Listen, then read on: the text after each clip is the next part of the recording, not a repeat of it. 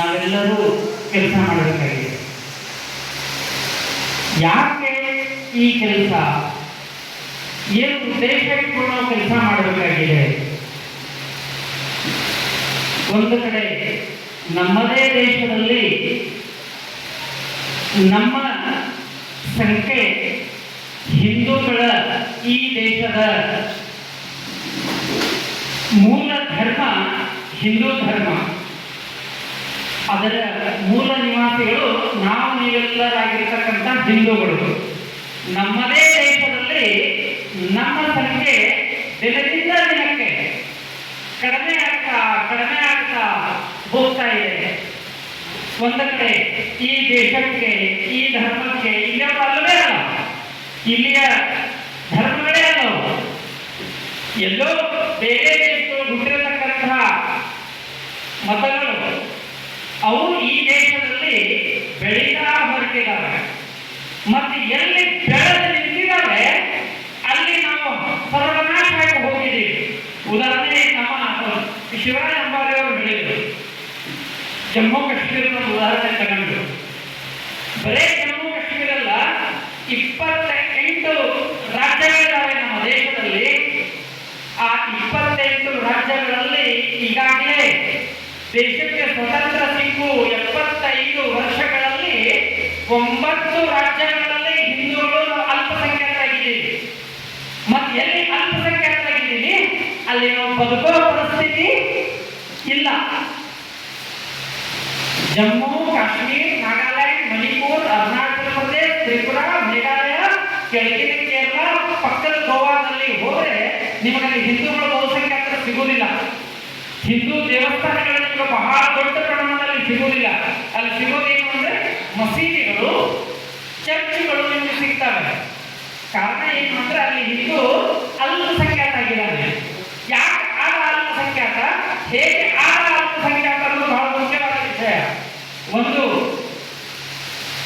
ನಮ್ಮ ಜನಗಳನ್ನ ದೇಶದ ಬಗ್ಗೆ ಆಗಲಿ, ಧರ್ಮದ ಬಗ್ಗೆ ಆಗಲಿ ತಿಳುವಳಿಕೆ ಇಲ್ಲ ಅಂತಹ ಮುಗ್ಧ ಜನಗಳಿಗೆ ಏನ್ ಮಾಡ್ತಾ ಇದ್ದಾರೆ, ಮತಾಂತರ ಮಾಡಿ ಆಸೆ ಆಮಿಷಗಳನ್ನ ತೋರಿಸಿ ಆ ಮುಗ್ಧ ಜನಗಳಿಗೆ ಮತಾಂತರ ಮಾಡುವಂತಹದ್ದು ಒಂದು ಕಡೆ ಹಿಂದೂ ಹುಡುಗಿಯರನ್ನ ತಗೊಂಡು ಮುಸ್ಲಿಮರು ಪ್ರೀತಿ ಪ್ರೇಮ ಅಂತ ಹೇಳಿ ನಮ್ಮ ಹಿಂದೂ ಹುಡುಗಿಯರಿಗೆ ಹೇಳಿ ಪ್ರೀತಿ ಪ್ರೇಮದ ಹೆಸರಿನಲ್ಲಿ ಇವತ್ತು ಅವರಿಗೆಲ್ಲರಿಗೂ ಲೌಕಿಕಾದಿನ ಮುಖಾಂತರ ಇವತ್ತು ಮತಾಂತರ ಮಾಡಿ ಅವರನ್ನು ತಮ್ಮ ಮನೆಗೆ ಕರ್ಕೊಂಡು ಬುರ್ಕಾ ಹೊಡಿಸೋದರ ಪರಿಣಾಮ ಅಷ್ಟೇ ಅಲ್ಲ, ಚಿಕ್ಕ ಮಕ್ಕಳು ಉತ್ತರ ಭಾರತದಲ್ಲಿ ಸುಮಾರು 65,000 ಮಕ್ಕಳು, ಚಿಕ್ಕ ಮಕ್ಕಳು ಶಾಲೆ ಹೋಗಿದ್ದು ಬರ್ತಾ ಇಲ್ಲ, ಮುಂದೆ ಟ್ಯೂಷನ್ ಹೋಗಿದ್ದು ಬರ್ತಾ ಇಲ್ಲ, ಅಂಗಡಿಗೆ ಹೋಗಿದ್ದು ಬರ್ತಾ ಇಲ್ಲ, ಏನೋ ಮನೆಯಲ್ಲಿ ತರ ಕಳಿಸಿರ್ತಾರೆ, ಮಕ್ಕಳು ಬರೋದೇ ಇಲ್ಲ. ಎಷ್ಟಾಗಿದ್ದಾವೆ ಅಂದ್ರೆ 65,000 ಮಕ್ಕಳು ಒಳ್ಳೆ ಮನೆಗೆ ಬಂದಿಲ್ಲ. ಸರ್ಕಾರ ಅದಕ್ಕೊಂದು ಯೋಜನೆ ಮಾಡಿತು, ಅದಕ್ಕೊಂದು ಆಯೋಗ ನೇಮಕ ಮಾಡಿತು ಸರ್ಕಾರ. ಆ ಮಕ್ಕಳು ಎಲ್ಲಿ ಹೋಗಿದ್ದಾರೆ, ಯಾರು ಕಲಿತಾ ಇದ್ದಾರೆ ಅಂತ ಹೇಳಿ ಅವಾಗ ಅದರ ಲಿಂಕ್ ಸಿಕ್ತು. ಆ ಮಕ್ಕಳು ಎಲ್ಲವೂ ಕೇರಳದಲ್ಲಿ ಸಿಗ್ತಾ ಇದ್ದಾರೆ. ಆ ಮಕ್ಕಳು ಹಿಂದೂಗಳಾಗಿಲ್ಲ, ಆ ಮಕ್ಕಳೆಲ್ಲರೂ ಸುನ್ನತ ಮಾಡಿದವರಿಗೆಲ್ಲರಿಗೂ ಮುಸ್ಲಿಂ ಆಗಿದ್ದಾರೆ. ಆ ಹುಡುಗರೆಲ್ಲರೂ ಜಾತಿ ಟೊಕ್ಕೆ ಹಾಕೊಂಡು ನಮಾಜ್ ಮಾಡ್ತಾ ಇದ್ದಾರೆ. ಚಿಕ್ಕ ಮಕ್ಕಳಿದ್ದಾರೆ, ಅವರಿಗೆ ಭಯೋತ್ಪಾದನಾ ಟ್ರೈನಿಂಗ್ ಕ್ಯಾಂಪ್ಗಳು ಮಾಡ್ತಾ ಇದ್ದಾರೆ. ಎಲ್ಲಿ ಮೊನಾಲಿಸಾ ಮದುವೆ ಮಾಡ್ಕೊಳ್ಳಿ ಎಲ್ಲಿ ಹೋಗಿದ್ದು, ಕೇರಳದಲ್ಲಿ. ಅದೇ ಕೇರಳದಲ್ಲಿ ಇವತ್ತು ಮುಸ್ಲಿಮರ ಬಹುಸಂಖ್ಯಾತರಾಗಿದ್ದರ ಪರಿಣಾಮ ಇವತ್ತು ಅಲ್ಲಿ ಆ ಮಕ್ಕಳು ಸಿಕ್ಕಿದ್ದಾರೆ. ಇದರ ಪರಿಣಾಮ ನಮ್ಮದೇ ದೇಶದಲ್ಲಿ ನಮ್ಮ ಸಂಖ್ಯೆ ದಿನದಿಂದ ದಿನಕ್ಕೆ ಕಡಿಮೆ ಆಗ್ತಾ ನಾವು ಬರ್ತಾ ಇದ್ದೀವಿ ಬಂಧುಗಳೇ. ಇದನ್ನ ಲಕ್ಷ್ಯದಲ್ಲಿ ಇಟ್ಕೋಬೇಕು. ಏನೋ ಒಂದು ಸ್ವಾಮಿ, ಏನೋ ಒಂದು ಪ್ರಮೋದಿಯವರು ಉದ್ಘಾಟನೆ ಮಾಡಿದಾರಂತಲ್ಲ, ಸಂಘಟನೆಯನ್ನು ಕಟ್ಟಿ. ಸಂಘಟನೆಗೆ ಒಂದು ಉದ್ದೇಶ ಇದೆ, ಸಂಘಟನೆಗೆ ಒಂದು ನಿರ್ಧಾರಿತವಾಗಿರ್ತಕ್ಕಂಥ ಒಂದು ಗುರಿ ಇದೆ. ಆ ಗುರಿಯನ್ನ, ಹಿಂದೂ ರಾಷ್ಟ್ರದ ಗುರಿಯನ್ನ ನಾವು ತಲುಪಬೇಕಾಗಿದೆ. ಆದರೆ ನಮ್ಮದೇ ದೇಶದಲ್ಲಿ ಒಂದು ಕಡೆ ದೇಶದ್ರೋಹಿಗಳಾಗಿರ್ತಕ್ಕಂಥ ಮುಸ್ಲಿಮರು, ಕ್ರಿಶ್ಚಿಯನ್ರು ಒಂದು ಕಡೆ ಬಿಡಿ ನಮ್ಮ ಜನರ ಜೊತೆ ಹೋರಾಟನೇ ಅನ್ನೋದು ಜಾಸ್ತಿ ಆಗಿಬಿಟ್ಟಿದೆ. ಒಂದು ಗೋರಕ್ಷಣೆ ಮಾಡಬೇಕು ಅಂದ್ರೆ ಮತ್ತೆ ಬಂದು ನಿಂತ್ರಾನೆ ಯಾರು ಸೆಕ್ಯುಲರ್ ಹಿಂದೂ ಬಂದು ನಿಂತಾನೆ, ಯಾಕೆ ಕಡಿಬಾರ್ದು ಅಂತ ಹೇಳಿ. ಒಂದು ಕಡೆ ಮತಾಂತರ ಆಗ್ತಾ ಇದೆ ಅಂತ ಹೇಳಿ ನಾವು ಹೋಗಿ ನಿಂತ್ರೆ ಒಂದು ಕಡೆ ಸೆಕ್ಯುಲರ್ ಹಿಂದೂ ಬಂದು ನಿಂತಿರ್ತಾನೆ, ಯಾಕೆ ಅವ್ರು ಚರ್ಚೆಗೆ ಹೋಗಬಾರದು ಅಂತ ಹೇಳಿ. ಎಲ್ಲಿವರೆಗೆ ಹಿಂದೂಗಳು ಬಹುಸಂಖ್ಯಾತರಿರ್ತೀವಿ ಅಲ್ಲಿವರೆಗೆ ಸೆಕ್ಯುಲರಿಸಂ ಇರುತ್ತೆ, ಎಲ್ಲಿವರೆಗೆ ಹಿಂದೂಗಳು ಬಹುಸಂಖ್ಯಾತರಿರ್ತೀವಿ ಅಲ್ಲಿವರೆಗೆ ಭಾರತ ಭಾರತ ಆಗಿರುತ್ತೆ. ಯಾವಾಗ ಹಿಂದೂಗಳು ಅಲ್ಪಸಂಖ್ಯಾತರಾಗ್ತಾರೆ ಅವಾಗ ಅದರ ಪರಿಸ್ಥಿತಿ ಏನಾಗುತ್ತೆ ಅಂದ್ರೆ, ಉದಾಹರಣೆ ನಾಗಾ ಭೂಮಿ ಇದ್ದು ಇವತ್ತು ನಾಗಾಲ್ಯಾಂಡ್ ಆಗಿದೆ. ಲ್ಯಾಂಡ್ ನಮ್ಮ ದೇಶದಲ್ಲ, ಇಂಗ್ಲೆಂಡ್ ಅದು ನಮ್ಮ ದೇಶದಲ್ಲ. ಯಾವ ತರ ಅದು ಕ್ರಿಶ್ಚಿಯನ್ ದೇಶವು ಅದೇ ತರ ಇವತ್ತು ನಮ್ಮ ಭಾರತದಲ್ಲಿ ನಮಗೇನಾಗಿದೆ, ನಾಗಾ ಭೂಮಿ ಇದ್ದು ಅಲ್ಲಿ ಇದ್ದಂತ ಕ್ರಿಶ್ಚಿಯನ್ರು ಮತಾಂತರ ಆಗಿದ ಮೇಲೆ ಅದರ ಹೆಸರೇನಾಯಿತು, ನಾಗಾಲ್ಯಾಂಡ್ ಆಗಿದೆ. ಅದನ್ನೇ ಸಾವರ್ಕರ್ ಹೇಳಿದ್ರು, ಇದು ಮತಾಂತರ ಅಲ್ಲ, ಇದು ರಾಷ್ಟ್ರಾಂತರ ಅಂತ ಹೇಳಿ. ಇವತ್ತು ಒಂದು ಕಡೆ ಜಗತ್ತಿನಲ್ಲಿ ಮುಸ್ಲಿಮರಿಗೆ ಇಡೀ ಜಗತ್ತೇ ಇಸ್ಲಾಂ ಮಾಡಬೇಕು ಅಂತ ಹೇಳಿ ಒಂದು ಕಡೆ ವಿಚಾರಧಾರೆ ಇಟ್ಕೊಂಡು, ಒಂದು ಕಡೆ ಕ್ರಿಶ್ಚಿಯನ್ರು ಇಡೀ ಜಗತ್ತನ್ನ ಕ್ರಿಶ್ಚಿಯನ್ ಮಾಡಬೇಕು ಅಂತ ಒಂದು ಕಡೆ, ಆದರೆ ನಮಗೆ ವಿಶ್ವವ್ಯಾಪಿಯಾಗಿರತಕ್ಕಂಥ ಹಿಂದೂ ಧರ್ಮಕ್ಕೆ ಅದರ ಮೂಲ ಸ್ಥಾನ ಅದರ ಮಾತೃಭೂಮಿ ಭಾರತದಲ್ಲಿಯೂ ಕೂಡ ಆ ಭೂಮಿಯಲ್ಲೇ ನಮ್ಮ ಧರ್ಮಕ್ಕೆ ಏನೈತೆ ಅಸ್ತಿತ್ವದ ಪ್ರಶ್ನೆ ಇವತ್ತು ನಿರ್ಮಾಣ ಆಗಿ ನಿಂತಿದೆ. ಯಾವುದೇ ಪಕ್ಷ ಇರಬಹುದು, ಕರ್ನಾಟಕದ ಮಟ್ಟದಲ್ಲಿ ನಾವು ಮಾತಾಡ್ತಾ ಇದ್ದೀನಿ, ಯಾವುದೇ ಪಕ್ಷ ಇರಬಹುದು, ಆಡಳಿತ ಮಾಡಬಹುದು, ಆದರೆ ಹಿಂದೂಗಳ ಅಸ್ತಿತ್ವಗಳಿಗೆ ಧಕ್ಕೆ ಆದರೆ ಯಾವುದೇ ಮುಖ್ಯಮಂತ್ರಿಗಳಿರ್ಬಹುದು, ಯಾವುದೇ MLAಗಳಿರ್ಬಹುದು, ಕಾರ್ಪೊರೇಟರ್ಗಳಿರ್ಬಹುದು, MP ಗಳಿರ್ಬಹುದು, ಅದರ ಬಗ್ಗೆ ಧ್ವನಿ ಎತ್ತುವುದೇ ಇಲ್ಲ. ಸಾಕಷ್ಟು ರೀತಿಯಿಂದ ಇನ್ನೊಂದು ಕೆಲವೇ ದಿನಗಳಲ್ಲಿ ಬಕ್ರೀದ್ ಬರ್ತಾ ಇದೆ. ಕೆಲವೊಂದು ಸಂಘಟನೆ ಕಾರ್ಯಕರ್ತರಿಗೂ ಭ್ರಮನಿರಸನ ಆಗ್ತಾ ಇದೆ. ಎಷ್ಟು ದಿನ ಮಾಡೋದು, ಎಷ್ಟು ದಿನ ನಾವು DC ಗಳಿಗೆ ತಹಸೀಲ್ದಾರ್ಗಳಿಗೆ ಮನವಿ ಕೊಡೋದು, ಎಷ್ಟು ದಿನ ಅಂತ ನನಗೆ ಎಷ್ಟು ದಿನ ಮಾಡ್ತಾರೆ, ಎಷ್ಟಂತ ಕೊಡೋದು, ಕೊಟ್ಟರು ಕೂಡ ಏನೂ ಪ್ರಯೋಜನ ಆಗ್ತಾ ಇಲ್ಲ. ಮನವಿ ಕೊಟ್ಟೇ ಕೊಡ್ತಾ ಇದ್ದೀವಿ, ಗೋಹತ್ಯ ಅವ್ಯಾಹತವಾಗಿ ನಡೀತಾನೇ ಇದೆ. ದುರ್ದೈವ ನಮ್ಮದು, ನಮ್ಮಲ್ಲೇ ಬಕ್ರೀದ್ಗಳಿಗೆ ಅಂತ ಹೇಳಿ ಹಸುಗಳನ್ನು ಸಾಕ್ತಾ ಇದ್ದಾರೆ ಅಂತ ನನಗೆ ಲಕ್ಷಕ್ಕೆ ಬಂತು. ಒಂದು 2-3 ದಿವಸದಲ್ಲಿ ನೋಡಿದೆ, ನಮ್ಮ ಮೊಬೈಲಲ್ಲೆಲ್ಲ ಬಿಟ್ಟಿದ್ರು. ಬಕ್ರೀದ್ಗೋಸ್ಕರ ಹಸುಗಳನ್ನು ಮುಸ್ಲಿಮರಿಗೆ ಮಾಡುವುದು. ನಮ್ಮ ಸನ್ಯಾಸಿಗಳಿಗೂ ಇದಕ್ಕೆ ಕೆಲವೊಬ್ಬರಿಗೆ ಗೊತ್ತಾಗ್ತಾ ಇಲ್ಲ. ಈ ಸೆಕ್ಯುಲರಿಸಂ, ಈ ಕಮ್ಯುನಿಸ್ಟ್ ವಿಚಾರಧಾರೆ ಸನ್ಯಾಸಿಗಳಿಗೂ ಬಂದಿದೆ. ಆ ಸನ್ಯಾಸಿಗಳು ಈಗ ಪೂಜೆ ಮಾಡಬೇಡ್ರಿ, ಅದು ಮಾಡಬೇಡ್ರಿ, ಇದು ಮಾಡಬೇಡ್ರಿ ಅಂತ ಇವತ್ತು ತಮ್ಮ ಭಕ್ತರಿಗೆಲ್ಲ ಅವರು ಹೇಳ್ತಾ ಹೊರಟಿದ್ದಾರೆ. ಇವತ್ತು ಬುದ್ಧಿಹೀನ ಸ್ವಾಮಿಗಳು ಇವತ್ತು ನಮ್ಮದೇ ದೇವರುಗಳಿಗೆ, ನಮ್ಮದೇ ಧರ್ಮದ ವಿಚಾರಧಾರೆಗೆ, ನಮ್ಮ ಸಂಸ್ಕೃತಿಗೆ ದೊಡ್ಡ ದೊಡ್ಡ ವೇದಿಕೆಗಳ ಮುಖಾಂತರ ಇವತ್ತು ಅವ್ಯಾಹತವಾಗಿ ಬೈಯುವಂತಹದ್ದು ಯಾರು? ಸ್ವಾಮಿಗಳೇ. ಯಾಕೆ? ಅವರಿಗೆ ಪಂಡ ಬರ್ತಾ ಇದೆ. ಅದನ್ನು ಕೇಳಿಕೊಂಡು ನಮ್ಮ ಜನ ಅವರು ವಿಚಾರ ಕೇಳಿಕೊಂಡು ಚಪ್ಪಳಿ ಹೊಡೆಯುವಂತಹ ನಮ್ಮ ಜನಗಳು ಒಂದು ಕಡೆ ಆದರೆ, ಇನ್ನೊಂದು ಕಡೆ ನಮ್ಮ ಹೋಗಿ ಇವತ್ತು ನಾವೇನಿದ್ದೀವಿ 200 ಜಿಲ್ಲೆಗಳಲ್ಲಿ ಹಿಂದೂಗಳು ಇರುವುದೇ 700 ಜಿಲ್ಲೆಗಳು, ಅದರಲ್ಲಿ 200 ಜಿಲ್ಲೆಗಳಲ್ಲಿ ಹಿಂದೂಗಳು ಅಲ್ಪಸಂಖ್ಯಾತರಾಗಿದ್ದೀವಿ ಬಂಧುಗಳೇ. ಅದಕ್ಕೋಸ್ಕರ ನಾವು ಪದವಿ ಪ್ರತಿಷ್ಠೆ ಇದು ದೊಡ್ಡ ಸ್ಥಾನಕ್ಕಲ್ಲ ಕೊಟ್ಟಿರುವಂತಹದ್ದು. ನಾವು ಪ್ರಾಮಾಣಿಕವಾಗಿ ಪ್ರತಿಯೊಬ್ಬರೂ ಇಲ್ಲಿ ಸೇರಿರ್ತಕ್ಕಂಥವ್ರು ನಾನು ಹಿಡ್ಕೊಂಡು ಎಲ್ಲರೂ ನಾವು ನಮ್ಮ ಜವಾಬ್ದಾರಿಯಿಂದ ದೇಶ, ಧರ್ಮ, ನಮ್ಮ ಸಂಸ್ಕೃತಿಗೆ ಆಘಾತವಾದರೆ, ನಮ್ಮ ಗೋಮಾತೆಗೆ ತೊಂದರೆ ಆದರೆ ನಾವೇ ಹೋಗಿ ನಿಂತಿರಬೇಕಾಗಿದೆ. ಯಾರು ಬರ್ತಾರೋ ಇಲ್ಲವೋ ಗೊತ್ತಿಲ್ಲ, ಆದ್ರೆ ನಾವು ನಿಂತು ಅದನ್ನು ಸರಿ ಮಾಡಬೇಕಾಗಿದೆ. ಉದಾಹರಣೆ,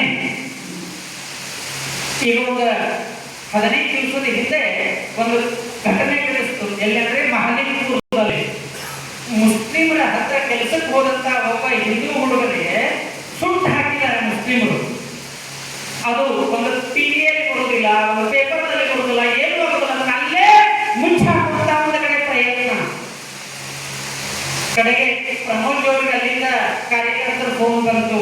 ಪ್ರಮೋದ್ ಅವರು ನನಗೆ ಕಳಿಸಿದ್ರು, ಅಲ್ಲಿ ಹೋಗಿ ಅದು ಏನಾಗಿತ್ತು ಸ್ವಲ್ಪ ನೋಡ್ಕೊಂಡು ಬರ್ರಿ. ಮತ್ತು ಪೊಲೀಸ್ ಸ್ಟೇಷನ್ ಒಳಗಿರುವಂಥ CPI ಆಗಿರ್ಬೋದು, PS ಆಗಿರ್ಬೋದು, ಅಲ್ಲಿ ಭೇಟಿಯಾಗಿ ಬರ್ರಿ ಅಂತ ನಮ್ಮ ಪ್ರಮೋದ್ ಅವರು ನನಗೆ ಮತ್ತು ನಮ್ಮ ಸಂಘಟನಾ ಕಾರ್ಯದರ್ಶಿ ಆಗಿರ್ತಕ್ಕಂಥ ಮಹಾಲಿಂಗ ಅವ್ರಿಗೆ ಕಳಿಸಿದ್ರು. ಅಲ್ಲಿ ಹೋಗಿ ನೋಡಿದರೆ ಆರಾಮ ಸುತ್ತಾಡ್ತಾ ಇದ್ದಾನೆ. ಸುತ್ತಂತ ವ್ಯಕ್ತಿ ಅವನಿಗೆ ಕೇಸ್ ಕಂಪ್ಲೇಂಟ್ ಆಗಿದೆ, FIR ಹಾಕಿದ್ದಾರೆ, ಆದರೂ ಅವನು ಅರೆಸ್ಟ್ ಆಗ್ತಾ ಇಲ್ಲ. ಕಾರಣ ಮುಸ್ಲಿಂ ಲಾಬಿ. ಆ ಮುಸ್ಲಿಂ ಇದ್ದಾನೆ ಎದುರುಗಡೆ ಇರುವಂತ ವ್ಯಕ್ತಿ. ಅದೇ ಉಂಟಾಗಿದ್ರೆ, ಅದೇ ಮುಸ್ಲಿಂ ವ್ಯಕ್ತಿಯನ್ನ ಹಿಂದೂಗಳು ಸುಟ್ಟಿದ್ರೆ ಅವನು ಒತ್ತೊಳಗೆ ಹಾಕ್ತಾ ಇದ್ರು. ಆದ್ರೆ ನಾವು ಮುಸ್ಲಿಂ ಅನ್ನುವಂತ ಒಂದೇ ಕಾರಣಕ್ಕೆ ಅವನ ಗ್ಯಾರೇಜ್ ನಲ್ಲಿ ಆರಾಮಾಗಿ ಕೆಲಸ ಮಾಡ್ಕೊಂಡು ಆರಾಮಿದ್ದಾನ ಅವನು. ಯಾವಾಗ ನಾವು ಹೋಗಿ ಅಲ್ಲಿ ಸಿಂಹ ಗರ್ಜನೆ ಮಾಡಿದ ಮೇಲೆ ಮರುದಿವಸ ಅವನಿಗೆ CPI ಅಲ್ಲಿ ಒಬ್ಬನಿಗೆ ಅರೆಸ್ಟ್ ಮಾಡ್ತಾರೆ, ಇನ್ನೊಬ್ಬ ಮಿರಜ್ ಹೋಗಿದ್ದಾನಂತೆ.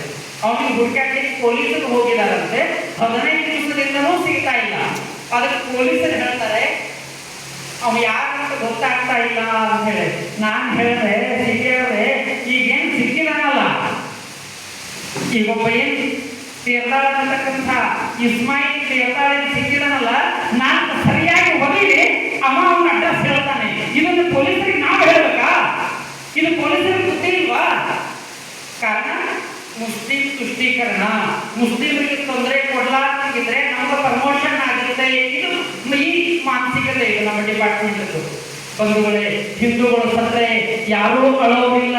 ಈ ದೇಶದಲ್ಲಿ ಒಬ್ಬ ಮುಸ್ಲಿಮಿಗೆ, ಒಬ್ಬ ಕ್ರಿಶ್ಚಿಯನ್ಗೆ ಏನೋ ಆದರೆ ಇಡೀ ಪಕ್ಷಗಳೆಲ್ಲ ಎದ್ದಿನಿಂದ ಅದರ ಬಗ್ಗೆ ಕಣ್ಣೀರು ಸುರಿಸುತ್ತವೆ. ಆದರೆ ಹಿಂದೂಗಳು ಜೀವಂತ ಸುಟ್ಟಿದ್ದಾರೆ ಮಾಲಿಕಪುರದಲ್ಲಿ. ಅದರ ಬಗ್ಗೆ ಕೇಳಲಿಕ್ಕೆ ಒಬ್ಬನೇ ಒಬ್ಬ ನಾಯಕ ಬಂದಿಲ್ಲ. ಇಷ್ಟೆಲ್ಲ ಹಿಂದೂ ಸಂಘಟನೆಗಳಿದ್ದಾವೆ, ಆ ಹಿಂದೂ ಸಂಘಟನೆಗಳಲ್ಲಿ ಅದು ಗೊತ್ತಾಗಿಲ್ಲ, ಒಂದೇ ಪೇಪರ್ನಲ್ಲೂ ಬಂದಿಲ್ಲ. ಇದು ಇವತ್ತಿನ ನಮ್ಮ ಹಿಂದೂಗಳ ಮೇಲೆ ಆಗತಕ್ಕಂಥ ದಬ್ಬಾಳಿಕೆ, ಅತ್ಯಾಚಾರ ಇನ್ನು ಅವ್ಯಾಹತವಾಗಿ ಲವ್ ಜಿಹಾದ್ ಆಗ್ತಾ ಇದೆ. ಸಾಕಷ್ಟು ಕಡೆ ನಮ್ಗೆ ಗೊತ್ತೇ ಆಗಲ್ರಿ, ಹೌದು ಗೊತ್ತಾಗೋದಿಲ್ಲ. ಪಕ್ಕದ ಮನೆಯೊಳಗಿದ್ದು ಹುಡುಗಿ ಲವ್ ಜಿಹಾದ್ ಬಲಿಯಾಗಿ ಬುರ್ಕ ಹಾಕೊಂಡು ಮುಸ್ಲಿಮರ ಮನೆಗೆ ಮಕ್ಕಳು ಹಡಿಲಿಕ್ಕೆ ಹೋದ್ರೆ ಪಕ್ಕದ ಮನೆಯವರಿಗೆ ಗೊತ್ತಾಗೋದಿಲ್ಲ. ಯಾಕಂದ್ರೆ ಯಾರ ಮನೆಯೊಳಗೆ ಲವ್ ಜಿಹಾದ್ ಆಗಿರುತ್ತೆ ಅವರು ಕೂಡ ಅದನ್ನು ಹೇಳೋದಿಲ್ಲ, ಮರ್ಯಾದೆ ಗಂಜೆ.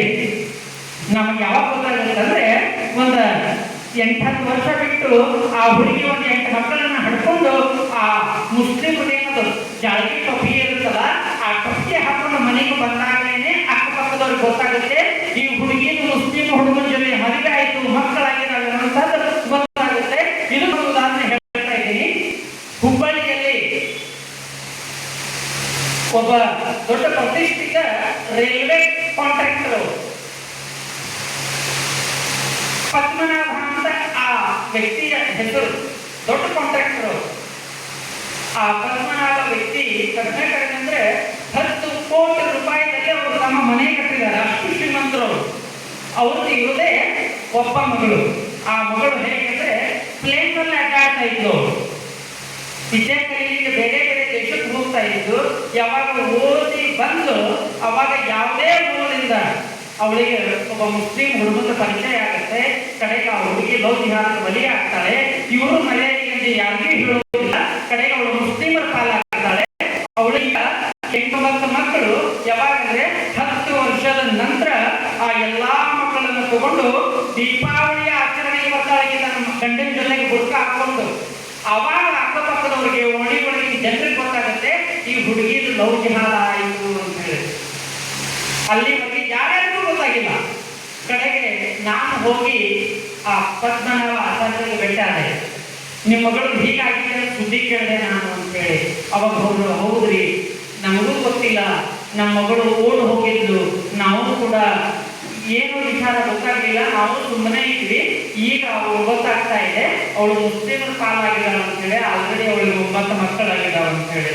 ನನ್ನ ಹಿಂದೆ ನೀವು ತಂದೆ ತಾಯಿಗಳಾದವರು ನೀವು ನಿಮ್ಮ ಮಗಳಿಗೆ ಎಲ್ಲಿ ಹೋಗಿದ್ದಾಳೆ, ಎಲ್ಲಿ ಬಂದಿದ್ದಾಳೆ, ಯಾರ ಜೊತೆ ಮದುವೆ ಆಗಿದ್ದಾಳೆ ಅನ್ನೋದು ನಿಮ್ಗೆ ಗೊತ್ತಿಲ್ಲ ಅಂದ್ರೆ ಯಾವ ರೀತಿ ಜೀವನ ಮಾಡ್ತಾ ಇದ್ದೀರ ಅಂತ ಹೇಳಿ. ಇದು ನಾಟಕನೇ ತಂದೆ ತಾಯಿಗಳು ಮಾಡೋದು. ಅವ್ರಿಗೂ ಗೊತ್ತು ಯಾರ ಜೊತೆ ಹೋಗಿದ್ದಾಳೆ, ಯಾರ ಮನೆಯಲ್ಲಿ ಮಕ್ಕಳು ಹಡಿತಾ ಇದ್ದಾಳೆ ಅಂತ ಅವ್ರಿಗೆ ಗೊತ್ತು.